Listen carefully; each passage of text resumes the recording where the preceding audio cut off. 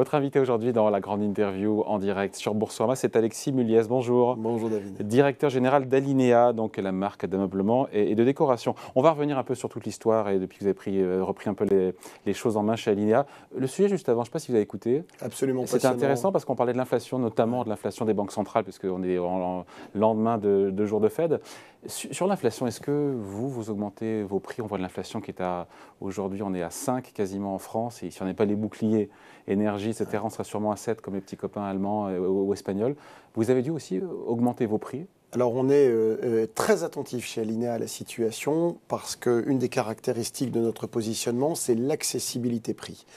Et je me réjouis d'avoir engagé une démarche de relocalisation de nos achats en France et en Europe il y a maintenant 5 ans, ce qui nous permet d'être en direct avec les industriels, avec les fabricants, et de ce fait de limiter au maximum l'effet un peu d'escalade que peuvent produire tous les intermédiaires, grossistes et importateurs. Donc quand Ikea en début d'année nous dit les prix vont augmenter de 10%, il n'y a rien eu chez Alinea? Alors on a certains produits qui sont sujets également à des augmentations de prix. On achète encore qu'à peu près 40% de nos produits en Asie, 60% en France, Europe, Bassin Med. Et donc on a une évolution de prix. Alors c'est très, très différent selon les produits, mais globalement dans l'enseigne entre 3 et 5%.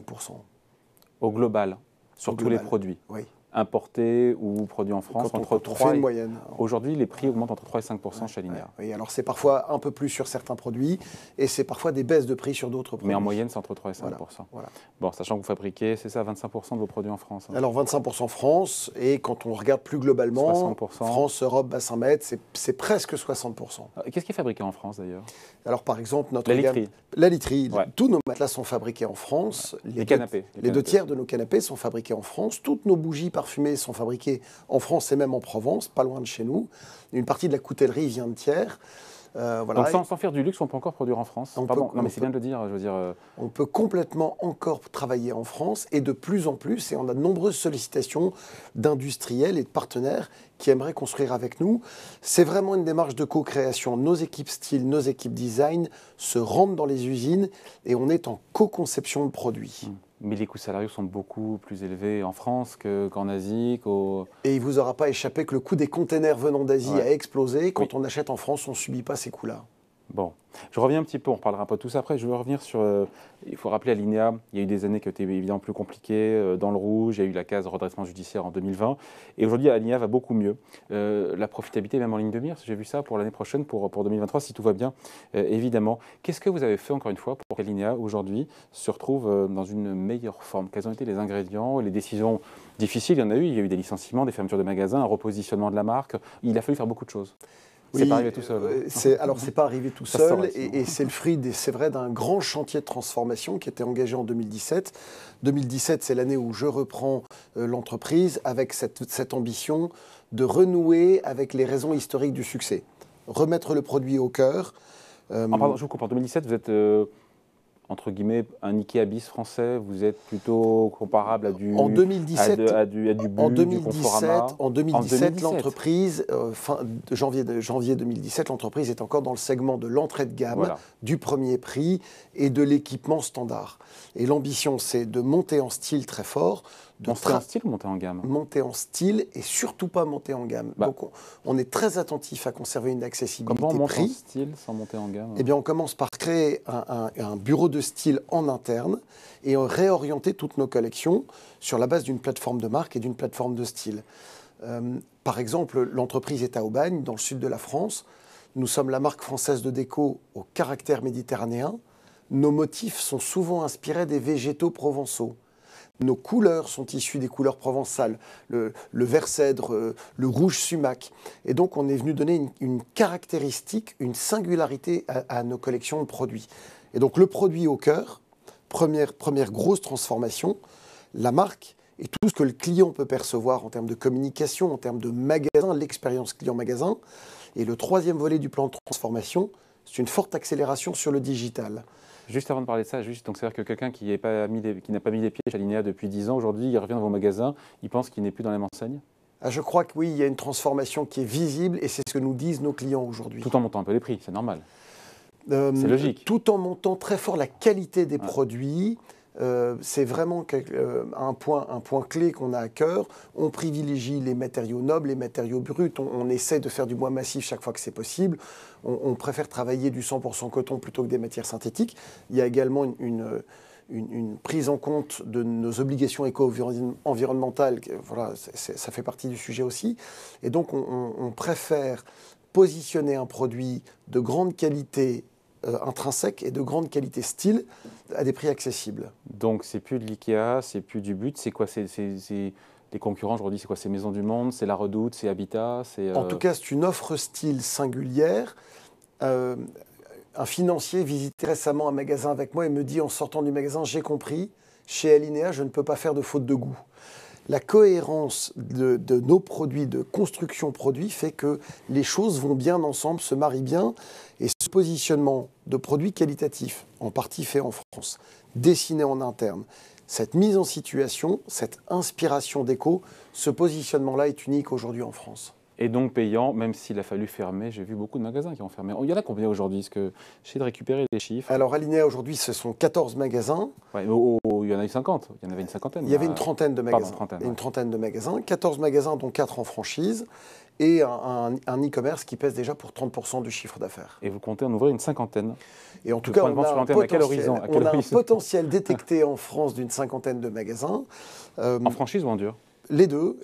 On est aujourd'hui avec plusieurs partenaires franchisés. On a d'ailleurs des ouvertures prévues second semestre 22 et premier semestre 23 avec des ouvertures en franchise. Et donc, on est absolument ravis de ces collaborations qui nous stimulent et qui nous permettent d'avancer vite. Et donc, on a des programmes de développement et en franchise et en dur. 200 millions d'euros de chiffre d'affaires, pas loin, c'est ça? 170 l'année dernière. Voilà. Et en termes de croissance du marché, vous faites mieux? J'ai vu que le marché faisait 14%, le marché du meuble. Ah, bon, le meuble. Ouais. Après, il y a ces meubles et décorations. Est-ce que vous surperformez ou pas? Alors, 2021, on a réalisé 16% de croissance, donc on est quasiment aligné sur le marché. Et pourtant, il nous manque chez Alinéa un segment produit qui est le plus dynamique du marché, qui est le segment de la cuisine. La cuisine en France, c'est 30% du marché du meuble. Et j'ai le plaisir de vous annoncer qu'Alinéa réintègre ce marché. Nous reproposerons des cuisines à compter du second semestre 2022. D'accord. Et là, pareil, par rapport à Schmitt, par rapport à Arthur Bonnet. Une ambition là aussi de singularité. Il y a du monde. Il y a beaucoup de monde, mais c'est le plus gros marché du meuble aujourd'hui. Encore une fois, c'est de l'ordre de 30% du marché du meuble. Et il y a de la place pour tout le monde. Et je crois vraiment que l'approche d'Alinéa, avec une lecture style et une ambition de qualité au sein de la maison. Chez Alinéa, on arrête de vendre des produits les uns derrière les autres. Quand vous rentrez dans un magasin Alinéa, il n'y a plus de rayons. On travaille des pièces à vivre. Et notre ambition sur la cuisine, c'est d'apporter également cette approche-là. C'est une cuisine complète, c'est une pièce à vivre. Comment se déroule, Alexis Muliez, le début de l'année? On parle encore une fois beaucoup de ralentissement économique un peu partout, notamment en France. On a vu les chiffres de croissance. Croissance d'ailleurs flat, stabilisée. Qu'est-ce que vous voyez, vous, au travers de vos points de vente? Écoutez, moi, je me réjouis de ce repositionnement d'Alinéa qui est en train de délivrer. Qu'importe la conjoncture? Je ne sais pas si c'est qu'importe la conjoncture. En tout cas, nous traçons notre chemin. On a fait un très bon premier quadrimestre. Avec une belle progression. Alors, à 2 chiffres toujours? Oui, à 2 chiffres. Et quand on se compare à 2019, qui est un petit peu l'année de référence, à périmètre comparable, on est de l'ordre de plus 20%. Et donc, c'est une croissance tout à fait significative pour l'entreprise. Donc, Alinéa est en phase de reconquête, ça, on l'a à peu près compris, avec donc des nouveaux magasins qui vont s'ouvrir et qui seront d'ailleurs plus petits que les anciens. C'est une tendance? Oui, alors des formats effectivement Pourquoi? plutôt entre 2 et 5 000 m². Au lieu de 10 000. Oui, au lieu des 10 000 qui sont les grands magasins historiques, on a en même temps un magasin à Paris, rue de Rennes, qui fait 400 m². Des formats peut-être un peu plus compacts pour permettre une forte proximité avec le produit. Une immersion dans ces univers de pièces à vivre.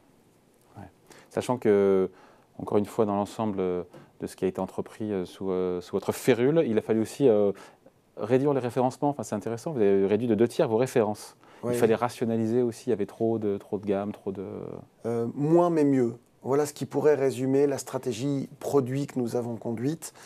Plutôt que de vouloir être présent surtout partout et de vendre la même chose que tout le monde, nous avons mis à la poubelle ces quelques 35 000 références qui étaient les mêmes que partout ailleurs pour reconstruire 10 000 références qui nous sont propres et qui sont largement suffisantes pour inspirer la déco dans la maison, dans toute la maison, même jusqu'au jardin, puisqu'on a une très belle collection d'outdoor.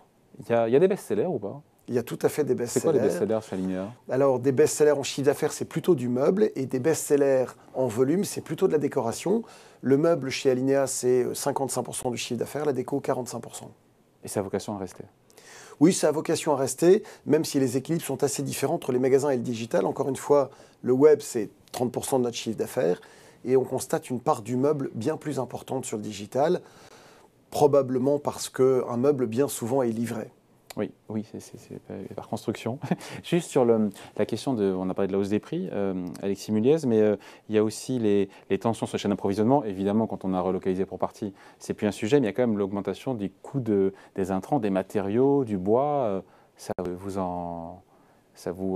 touche, ça, évidemment? Oui, alors ça nous touche encore une fois. Comme tout le monde, nous sommes attentifs et sujets à ces augmentations de prix. Encore une fois, c'est cette co-construction avec les partenaires industriels qui permet de concevoir les produits au mieux et d'anticiper ces positionnements prix dès la conception. C'est-à-dire que, quelque part, le prix de vente du produit fait partie du cahier des charges à la conception du produit. Et donc, on met en marché des produits sur lesquels on a vraiment un objectif de prix de vente. Voilà. Pour autant, et notamment avec des partenaires industriels français, on est à l'écoute et on essaye d'avoir une juste répartition de ces augmentations de prix d'achat et de coûts de matières premières. Avant de se quitter, Alexis Muliez, on reparle un tout petit peu juste du digital. 30%, vous l'avez dit, de vos ventes. Vous visez 40% à quel horizon? Oui, alors c'est une tendance. Encore une fois, c'est une tendance qui est donnée. Ce qui est sûr, c'est qu'on a une ambition forte de croissance sur le digital et principalement au travers de l'expérience client. On peut J'ai du mal à comprendre un petit peu justement comment on peut augmenter vraiment l'expérience client, parce que pour moi, un meuble indoor, outdoor, il faut le voir, quoi. Je veux dire, il faut passer par la case magasin, non? Oui. Il y a des gens qui achètent vraiment. Bien sûr, absolument. Je crois qu'on est vraiment basculé, notamment au gré des générations. Je dois être un dinosaure, merci de me non. Bon, je crois que voilà, on a à peu près le même âge. Mais mais il y a vraiment tous les types d'achats et tous les types d'achats sont possibles. Et nous sommes tous consommateurs. À un moment, des consommateurs physiques, à un moment des consommateurs digitaux et à un moment des consommateurs qui utilisons les deux réseaux. Quelle est la part des consommateurs qui a un parcours 100% digital chez vous? Alors aujourd'hui, le parcours 100% digital... Sans jamais se rendre en magasin pour voir le produit. Oui, alors on a la chance d'avoir des clients qui viennent en magasin et qui pour autant ne se signalent pas forcément. Ah bah oui. Oui, voilà. Je pensais qu'ils sont vraiment qui ont acheté sans passer par la case magasin. Ce qui est sûr, c'est qu'aujourd'hui, un client qui serait totalement omnicanal a une récurrence de contact avec la marque bien plus élevée, de l'ordre de 8 à 10 points de contact avec la marque sur une année. Et en panier? Là où, alors, sur le digital, le panier moyen est de l'ordre de 200 €. Et en magasin? Et en magasin, on est plutôt aux alentours de 150. Voilà, donc c'est cette part de meuble sur le digital qui tire le panier vers le haut. D'accord, voilà. D'accord. Et donc, comment on fait pour augmenter l'expérience client finie là-dessus en digital, concrètement? En améliorant la fréquentation et donc la visibilité de la marque, et puis en améliorant le parcours d'achat. Un site web, c'est dans le fond très vivant, ça bouge beaucoup, il y a de l'informatique, il y a des systèmes, et donc tous les jours, il faut travailler son outil de vente, comme travailler son magasin. Et puis ensuite, on a un sujet autour de la logistique. Dans l'univers du meuble, c'est vraiment un facteur clé et un facteur complexe. On a la chance chez Alinea d'être adossé à un très bon partenaire. Toute notre logistique est à Saint-Martin-de-Crau, en France bien entendu, à Marseille. Et travailler sur l'amélioration de la logistique, sur la fiabilité des délais, sur des délais courts, c'est vraiment un sujet clé et on y travaille de façon très intense. Arriver avec des meubles qui ne sont pas abîmés. Et bien entendu d'arriver avec des meubles qui ne sont pas abîmés. Ça m'est arrivé, mais ce n'était pas chez vous. Voilà. Bref, fin de la discussion là-dessus. Heureusement. Merci de passer nous voir. Alexis Muliez, donc le directeur général d'Alinea, invité de la grande interview en direct sur merci de m'avoir donné la parole pour célébrer cette nouvelle signature Alinea, la maison française. Oui, mais il y a tout est là-dedans. Et tout est dedans. La maison, Alinea quoi là? La maison française. La maison du sud de la France. La maison française. Merci, bye bye. Merci à vous.